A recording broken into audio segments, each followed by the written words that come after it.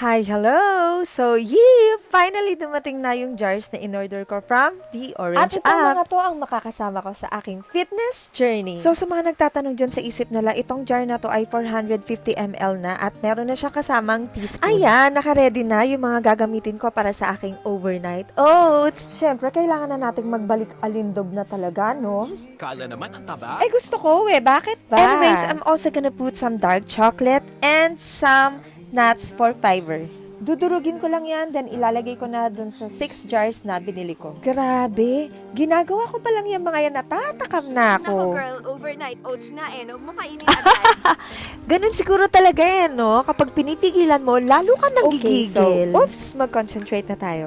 So, nandito na nga ako sa... Chia seeds at dinamihan ko talaga yan kasi matagal makabusog yan eh. Pwede naman kahit anong milk pero almond milk ang pinili ko kasi naturally low in calories, dairy-free and vegan-friendly at high in vitamin E pa. Malapit na talaga ako matapos. Ayan, so mix-mix na lang tayo. Mix-mix. At voila!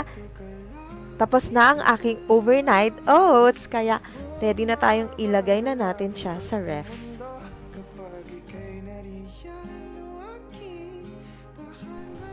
Alam nyo ba na ang overnight oats ay hindi lang basta masarap at madaling ihanda, napakarami din itong health benefits. At dahil ito nga ay nakababad lang overnight, mapapanatili nito ang mga natural nutrition ng oats. Ano nga ba ang mga benefits na makukuha natin sa pagkain ng overnight Number oats? 1, better digestion. And it's because oats are rich in soluble fiber, particular na ang beta-glucan. Next, sustained energy. Dahil sa mataas na fiber and complex carbohydrates nito, kaya hindi ka magugutom agad-agad. Nakakatulong din ito magpababa ng cholesterol at blood sugar. So dahil nga sa beta-glucan na fiber sa oats ay nakakatulong itong magpababa ng bad cholesterol. At alam mo ba na maganda rin itong breakfast para sa mga kakilala mong may diabetes. Puno rin ito ng mahahalagang nutrition like protein, vitamins, and minerals like iron, magnesium, zinc, and vitamin B. Plus, meron din itong antioxidant. At dahil nga sa overnight soaking, mas madaling maabsorb ng katawan mo ang mga nutrition na ito. Bakit? Kasi nakakatulong ito para masira ang phytic acid,